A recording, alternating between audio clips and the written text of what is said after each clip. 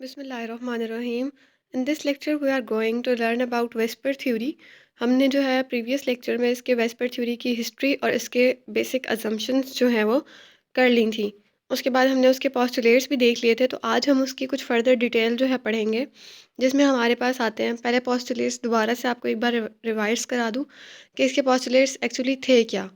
VSEPR theory से पहले ये बिलीव किया जाता था कि जो ज्योमेट्री या जो शेप होती है किसी भी मॉलिक्यूल की, वो सिर्फ बॉन्ड पेयर्स डिसाइड करते हैं। लेकिन वेस्पर थ्योरी ने बताया कि सिर्फ बॉन्ड पेयर्स नहीं, बल्कि लॉन पेयर्स जो होते हैं किसी भी मॉलिक्यूल के ऊपर, वो भी शेप या ज्योमेट्री को डिसाइड करते हैं। पहला असम्पशन तो इसका या पहला पोस्टुलेट जो था वो यही था कि बॉन्ड पेयर्स के साथ साथ लॉन पेयर्स भी ज्योमेट्री डिसाइड करते हैं। सेकंड में उन्होंने क्या कहा कि जो मॉलिक्यूल्स के ऊपर जो इलेक्ट्रॉन पेयर होते हैं, मतलब कि बॉन्ड पेयर और लॉन पेयर जो होते हैं, वो एक दूसरे से इतने डिस्टेंस पर होते हैं ताकि रिपल्शन कम से कम हो, या अगर वो करीब करीब हो तो वो इतना रिपेल कर लेते हैं एक दूसरे को कि इतने डिस्टेंस मेंटेन कर लेते हैं अपने दरमियान कि उनके दरमियान फोर्सेस ऑफ रिपल्शन जो है वो ज़ीरो हो जाती हैं। ठीक है, तो दूसरा इसका पोस्टुलेट ये था। थर्ड पोस्टुलेट क्या था उसका कि जब रिपल्शन हो रही होती है उसके बाद जो है उसका मॉलिक्यूल का जो मैग्नीट्यूड होता है इलेक्ट्रॉन पेयर्स का, वो डिक्रीज़ होना शुरू हो जाता है। ठीक है, तो डिक्रीज़ किस तरह होता है हमने पढ़ा था कि मतलब रिपल्शन मैक्सिमम किसके दरमियान होगी और मिनिमम किसके दरमियान होगी। तो मैक्सिमम रिपल्शन जो थी वो लॉन पेयर और लॉन पेयर के दरमियान थी, जबकि मिनिमम जो थी वो बॉन्ड पेयर और बॉन्ड पेयर के दरमियान थी। हमने अपने प्रीवियस लेक्चर में भी इसकी रीज़न डिस्कस की थी कि लॉन पेयर जो होता है वो सिंगल एटम के ऊपर होता है और वो ज़्यादा एरिया ऑक्यूपाई कर रहा होता है। ठीक है, तो उसको ज़्यादा एरिया चाहिए होता है, तो जब वो ज़्यादा एरिया ऑक्यूपाई करता है तो बॉन्डेड पेयर ऑफ इलेक्ट्रॉन्स जो होते हैं उनके साथ उसकी रिपल्शन स्टार्ट हो जाती है। रिपल्शन की वजह से बॉन्डेड पेयर्स आपस में थोड़े थोड़े करीब आ जाते हैं और लॉन पेयर जो है वो एरिया ज़्यादा ऑक्यूपाई कर लेता है। ठीक है, तो नेक्स्ट में अगर हम देखें वेस्पर थ्योरी, तो उससे पहले हमें बेसिक एक चीज़ पता होनी चाहिए जिसको हम कहते हैं शेप और ज्योमेट्री। हम जिक्र करते आ रहे हैं शेप और ज्योमेट्री का, लेकिन हमें इसका डिफरेंस पता नहीं है अभी तक। तो अगर हम बात करें शेप की, तो जैसे मैंने पहले कहा कि वेस्पर थ्योरी से पहले लोग ये कहते थे, या वेस्पर थ्योरी से पहले ये माना जाता था, ये कॉन्सेप्ट था कि ज्योमेट्री जो है वो सिर्फ और सिर्फ bonded pair of electrons decide करते हैं। तो शेप जो है, जब हम सिर्फ किसी भी मॉलिक्यूल के सिर्फ बॉन्डेड पेयर देखेंगे इलेक्ट्रॉन्स के, तो वो जब शेप शो कर रहे होंगे हम कहेंगे ये इसकी शेप है। ठीक है, वो जो स्ट्रक्चर शो कर रहे होंगे हम कहेंगे शेप है। और अगर हम दोनों को कंसिडर करें, मतलब कि बॉन्ड पेयर को भी करें और लॉन पेयर ऑफ इलेक्ट्रॉन्स को भी करें, और फिर हम उसकी शेप या उसका स्ट्रक्चर देखें, तो हम उसको कहेंगे कि ये उसकी ज्योमेट्री है। डेफिनेशन देख लेते हैं। The shape of a molecule is a structure of molecule predicted using the bond pair, ठीक है, on central atom excluding the lone pair of electrons.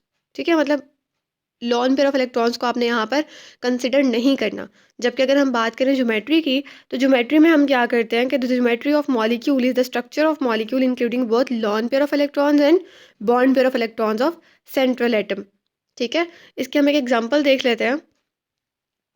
Example में आप ये देखें कि अगर हम एक वाटर मॉलिक्यूल ले रहे हैं और हमने कहा शेप शेप सिर्फ बॉन्ड पेयर से पता लगती है। ठीक है, तो यहाँ पर हमारे पास इधर O प्रेजेंट है और साथ O के साथ दो हाइड्रोजन एटम्स अटैच हैं। तो अगर हम सिर्फ शेप देखें, यानी सिर्फ बॉन्ड पेयर ऑफ इलेक्ट्रॉन्स को देखें, तो यहाँ पर जो वाटर मॉलिक्यूल की शेप है ये बेंट बन रही है, हमें नज़र आ रही है कि ये बेंट है। लेकिन अगर हम बात करें उसकी ज्योमेट्री की, यानी कि हम सिर्फ बॉन्ड पेयर्स को ना देखें बल्कि लॉन पेयर्स को भी कंसिडर करें, तो यहाँ पर ज्योमेट्री क्या बन रही है वाटर मॉलिक्यूल की? टेट्राहेड्रल। क्यों? क्योंकि ऊपर दो लॉन पेयर्स भी हमने कंसिडर किए, यहाँ पर तो बॉन्ड पेयर्स एक दूसरे के करीब आ गए और लॉन पेयर्स जो है वो इतने डिस्टेंस पर हैं कि रिपल्शन जो है वो मिनिमम हो। ठीक हो गया। उसके बाद अगर हम बात करें ऐसे मॉलिक्यूल्स की टाइप्स की जो शेप या ज्योमेट्री, हम उनकी डिस्कस करेंगे। तो देखें, पहली टाइप जो है वो है AB2 टाइप। AB2 टाइप में क्या होता है? AB2 टाइप में जैसे कि हमें नेम बता रहा है कि AB2, इसका मतलब क्या हुआ कि एक A है और दो B के मॉलिक्यूल्स हैं। ठीक है, तो हमने यहाँ पर आप ये देख सकते हैं, यहाँ पर एक A का मॉलिक्यूल है और इसके साथ एक ये वाला B है और एक ये वाला B, इसीलिए हमने इसको कहा AB2 टाइप। अब देखें इसके दरम्यान में एंगल कितना बन रहा है? इनके दरम्यान में एंगल बन रहा है 180 का।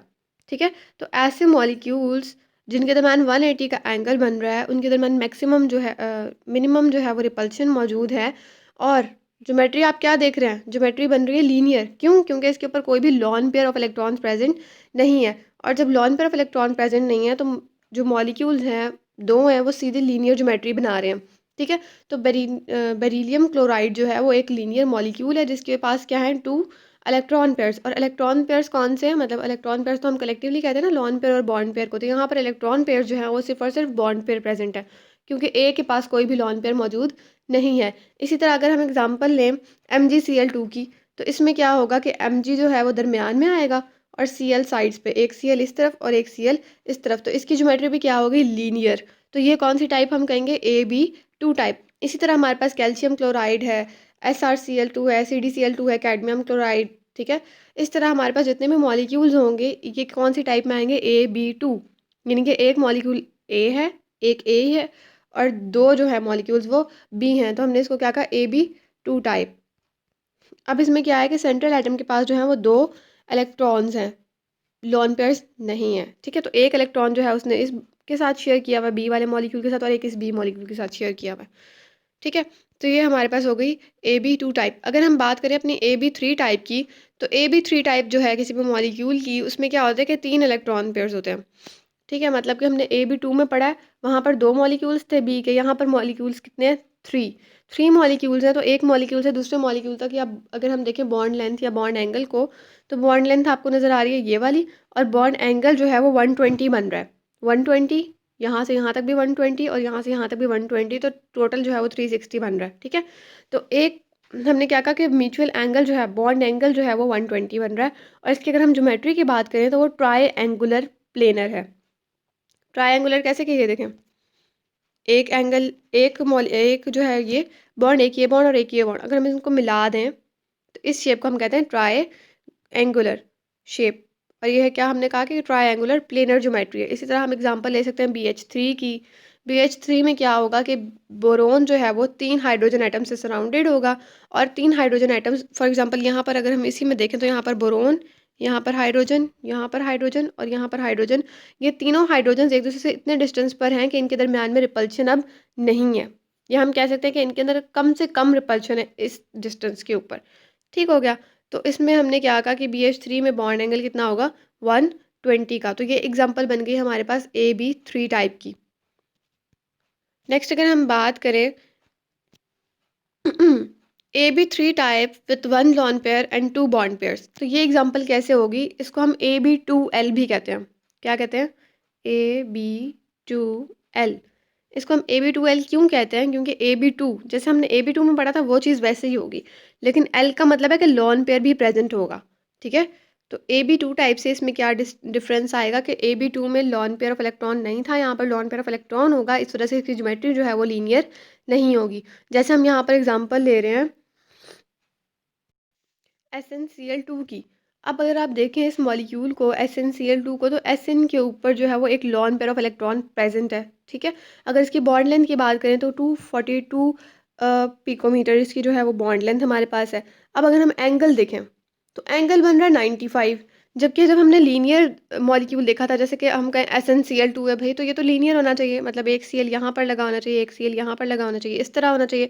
तो एंगल क्या बन रहा था, 180, ठीक है। लेकिन यहाँ पर क्या हुआ कि एंगल जो है वो 180 नहीं बना, और इसकी शेप जो है वो लीनियर नहीं है। तो ऐसा क्यों है, क्योंकि यहाँ ये जो है टाइप ये AB2L कहलाती है।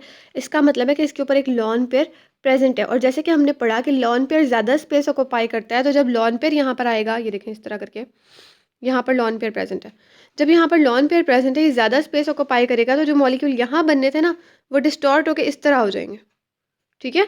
मतलब कि लॉन पेयर ज़्यादा स्पेस लेगा और बॉन्ड पेयर्स जो है वो कम स्पेस लेंगे, ठीक हो गया। तो इसकी शेप जो है वो बन जाएगी डिस्टॉर्टेड ट्रायंगुलर स्ट्रक्चर, मतलब कि डिस्टॉर्ट हो चुका है स्ट्रक्चर जो है इसका। अब हम देखते हैं इसमें कि एक कॉर्नर जो है ट्रायंगल का वो लोन पेयर ने ऑक्यूपाई किया हुआ है, और बाकी जो दो साइड्स हैं वो Cl ने ऑक्यूपाई की हुई हैं।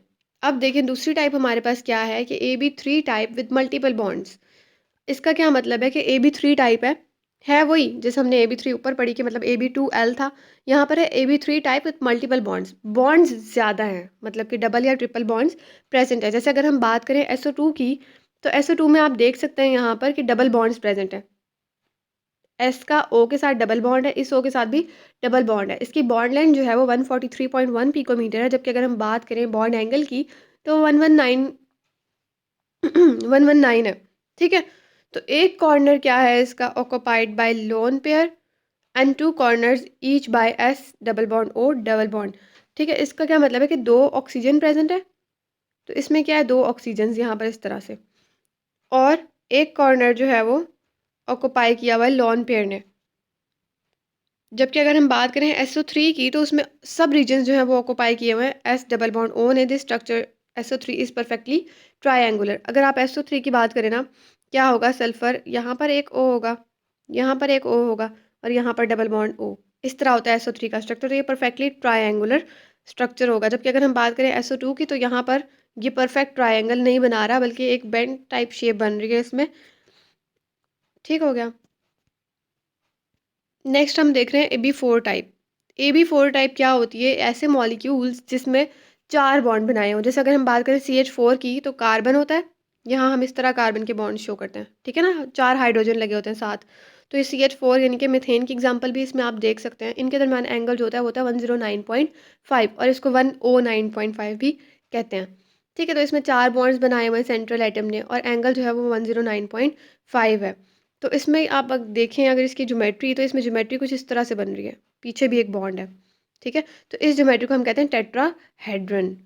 तो ये क्या शेप बना रही है, टेट्राहेड्रन बना रही है। ठीक हो गया। नेक्स्ट हमारे पास है AB4 type with 1 lone pair and 3 bond pair. इसमें यहाँ पर हमारे पास कोई भी लॉन पेयर नहीं था, लेकिन नेक्स्ट में हमारे पास जो है एक लॉन पेयर की एग्जांपल के साथ बताया गया कि अगर लॉन पेयर प्रेजेंट हो तो फिर कैसी ज्योमेट्री होगी। अगर लॉन पेयर प्रेजेंट हो, हम यहाँ पर अमोनिया की एग्जांपल ले लेते हैं। हमारे पास, हमें पता है कि नाइट्रोजन के ऊपर जो है वो एक lone pair of electron present होता है, और NH3 है, तो मतलब एक बॉन्ड ये वाला हाइड्रोजन, एक ये और एक ये वाला हाइड्रोजन। लेकिन यहाँ पर लॉन पेयर प्रेजेंट है, इसलिए ये हाइड्रोजन आपस में एक दूसरे के थोड़ा करीब है, और लॉन पेयर ने ज़्यादा स्पेस सराउंड की हुई है। ठीक है, अब अगर आप दोबारा देखें, in such cases the charge cloud of lone pair electron non bonding electron spread out more than that of bonding electron. ठीक है, as a result somewhat large lone pair electron tend to compress the bond angle in rest of molecule. ये वही बात की हुई है जो मैं आपको स्टार्ट से बताती आ रही हूँ कि लॉन पेयर ज़्यादा स्पेस ऑक्यूपाई करेगा, तो जो बॉन्ड पेयर्स हैं ये थोड़ा सा करीब आ जाएंगे आपस में, और लॉन पेयर ज़्यादा स्पेस ऑक्यूपाई कर लेगा। तो NH3 इसकी एक टिपिकल एग्जाम्पल है। ठीक है, नेक्स्ट अगर हम बात करें मॉलिक्यूल्स कंटेनिंग 4 इलेक्ट्रॉन्स पेयर, वही AB4 टाइप, लेकिन इसमें क्या होगा कि जैसे हमने पीछे पढ़ा है कि तीन बॉन्ड पेयर्स थे और एक लोन पेयर था, यहाँ पर दो लोन पेयर्स हैं और दो ही बॉन्ड पेयर्स हैं। और इसकी एक बहुत ज़्यादा यूज़ की जाने वाली एग्जांपल जो है वो वाटर है। वाटर की एग्जांपल कैसे, कि यहाँ पर फ़र्ज़ करें ऑक्सीजन है, यहाँ पर हाइड्रोजन है, और यहाँ पर हाइड्रोजन है। यहाँ पर ऑक्सीजन के दो लॉन पेयर्स प्रेजेंट है, एक ऊपर होता है लॉन पेयर और एक यहाँ होता है लॉन पेयर। इन लॉन पेयर्स की रिपल्शन की वजह से ये यहाँ पर रिपेल करा था, तो इसीलिए इसकी लीनियर ज्योमेट्री नहीं हुई, ये बेंड हो गया नीचे की साइड पे, और ये यहाँ से बेंड हो गया।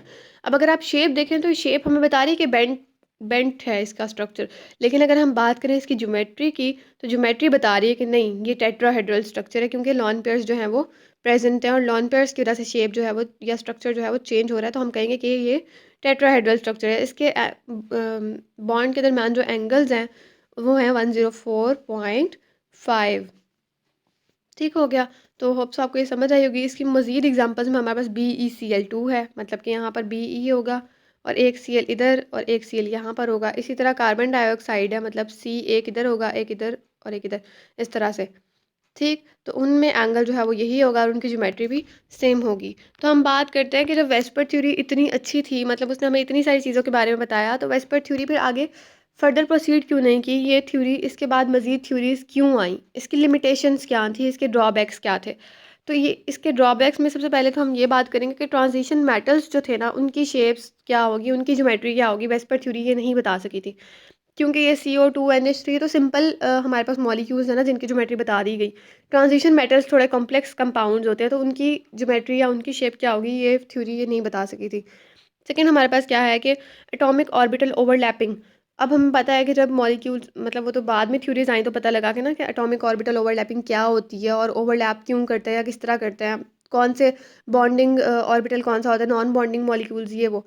तो ये चीज़ें बाद में हमें पता लगी, तो ये वेस्पर थ्योरी हमें नहीं बता सकी थी। उसके बाद क्या हुआ कि this model doesn't take relative size of substituents and stereochemically inactive lone pair into account. अब देखें, कुछ लॉन पेयर्स ऐसे होते हैं जो स्टीरियोकेमिकली इनएक्टिव होते हैं, यानी कि वो प्रेजेंट तो होते हैं लेकिन वो बॉन्ड नहीं बना सकते, इनएक्टिव होते हैं लोन पेयर्स। तो अगर वो लोन पेयर प्रेजेंट है, हम जी उसकी शेप ज्योमेट्री बता रहे हैं, लेकिन वो तो इनएक्टिव मॉलिक्यूल है, वो बॉन्ड नहीं बना सकता, तो फिर उसकी शेप ज्योमेट्री पे तो कोई ना कोई इफेक्ट पड़ेगा। तो वेस्पर थ्योरी वो एक्सप्लेन नहीं कर सके थे कि क्या शेप ज्योमेट्री होगी ऐसे मॉलिक्यूल्स की जिन पर stereochemically inactive lone pairs present हो। नेक्स्ट हमारे पास था कि जो वेस्पर थ्योरी थी ये डी ब्लॉक स्पीशीज़ जो थे उनके इनर्ट पेयर इफेक्ट का भी बता नहीं सकी, क्योंकि डी ब्लॉक जो एलिमेंट्स होते हैं उनके अंदर इनर्ट पेयर इफेक्ट होता है, जिसकी वजह से उनकी शेप और ज्योमेट्री जो है वो चेंज हो जाती है।